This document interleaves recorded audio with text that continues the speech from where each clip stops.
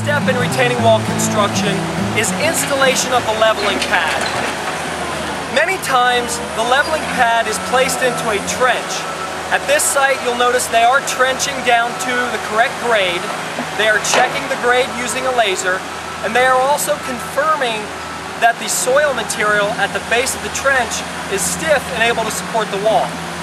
The next step is to clean the trench of any loose or soft material. You may notice at this site that the contractor is using a bucket which has teeth on the end of the bucket for his excavator. The style of bucket is really important because it's related to what sort of material you are trenching through. This soil is a very stiff, sandy, silty clay glacial till. It's highly over-consolidated, it's very stiff material, and it also contains large fragments of rocks and cobbles.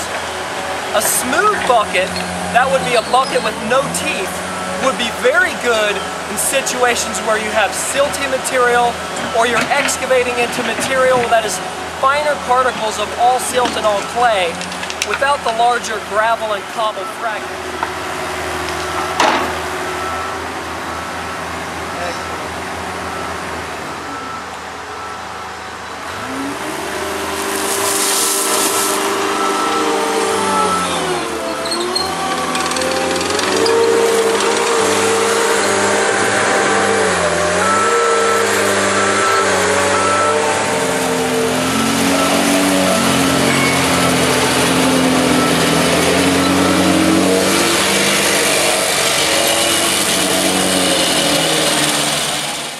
For more online education, go to retainingwallexpert.com, right here, right now.